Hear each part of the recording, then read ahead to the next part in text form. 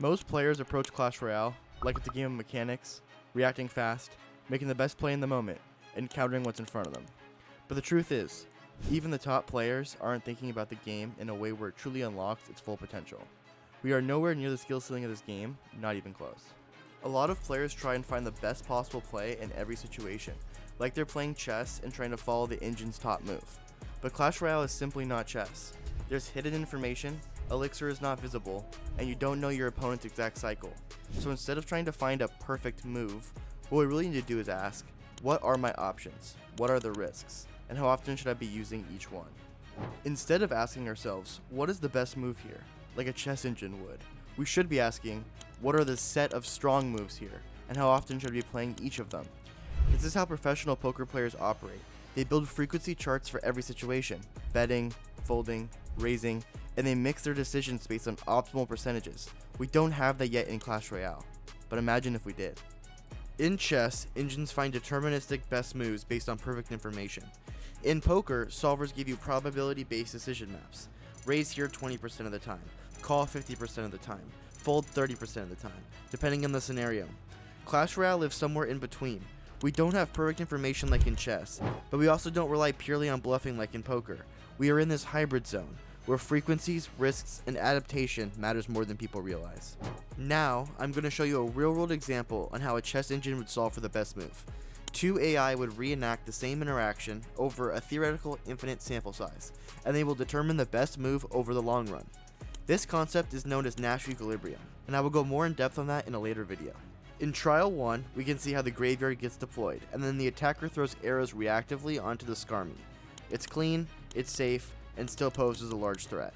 Trial 2. Now the attacker adapts. Prediction arrows come in before the Skarmy even appears, and they land. Big damage, that play pays off, but only because the defender was predictable. Trial 3. The defenders adapted. They delay the Skarmy, bait out the arrows, and once they've passed, they drop down the Skarmy for a full shutdown. That's a punish. The attacker just lost 8 elixir and got nothing for it. Trial 4. The attacker learns, this time no prediction arrows, the defender waits, still nothing, so they play Skarmy, and then the attacker reacts with arrows and it connects. It works. But wait, let's zoom out for a second. Trial 4 and Trial 1. The attacker does the same thing. Arrows reactively after Skarmy. Same move, completely different mindset. In Trial 1 it was passive, reactive without purpose. In Trial 4 it was intentional. The attacker chose not to predict because they understood the risk and timed the reaction perfectly. This back and forth, it's not random, it's adaptation. Both players are adjusting based on past outcomes, kind of like poker. You're not just playing your cards, you're playing your opponent. Eventually, both sides settle into a balanced strategy, one where neither player can improve just by changing what they are doing. That's what game theory calls a Nash equilibrium. Now, if a chess engine looked at this, it might say, stop predicting arrows, just play them reactively. That's optimal. And the defender, always play Skarmy instantly. Easy. Solved. But that assumes your opponent isn't adapting. It's static, like chess. That's not Clash. That's the heart of mixed strategy. Same move, different frequency, different purpose. And once you start understanding intent, not just mechanics, that's when Clash Royale starts to click at a whole new level. So now we've seen how adaptation works. Intent changing, the same decision. But let's dive deeper into how frequencies play out. Not just in offense, but in how we build our defenses. And this principle in poker is known as constructing our own uncounterable range. You're defending a unique beatdown push. Giant minion horde at the bridge. You're running Hog, Cannon, and Firecracker, a deck with a defined defense in this scenario. What would a chess engine do? Now, if a chess engine looked at this, it would probably say, easy, place Firecracker here off to the side of the tower. That way, Cannon distracts and DPSs down the Giant, and our Firecracker avoids splash damage from most spells. It's clean and technically optimal. But here's why that's a problem. But here's the catch. If you always play it there, your opponent catches on. And now they can throw out prediction arrows at that spot every time and hit. You lose your Firecracker and take tower damage just like that. The top move becomes the worst move. So what do most players do? They split it. Half the time they play their Firecracker off to the side, half the time they tuck it behind the cannon. Feels balanced, right?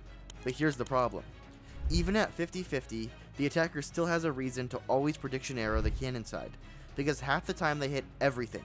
Cannon, Firecracker, and chip your tower. Massive value. The other half of the time, they whiff. but that means 50% of the time your defense absolutely collapses. That's not sustainable. The answer? Don't just use 2 placements, use 3. Now, you place your firecracker off to the side sometimes, behind the cannon sometimes, and on top of the cannon the rest of the time, each at about a 33% frequency. Suddenly, the attacker has no guaranteed read. If they throw prediction arrows now, they only hit 1 out of every 3 attempts. That's a losing trade long term.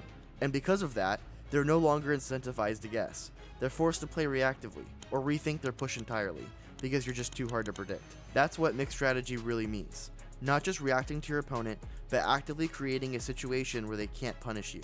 You take away their edges, not by playing perfectly, but by playing unpredictably. In poker, that's what's called balancing your range. In Clash, it's just how you survive at the top. So when we talk about mastering Clash Royale, we need to shift our perspective. It's not about memorizing a tier list or copying what top players are doing. It's about understanding why certain plays work and how often they should be used. Just like poker, it's about reading the game, making calculated bets, and adapting to uncertainty. The skill ceiling in Clash Royale is way higher than most people realize, even at the top. And that is exciting, because it means we have only scratched the surface. I hope you guys have enjoyed the video. If you did, make sure to subscribe for more Clash Royale content that dives into the strategy, psychology, and game theory behind it all.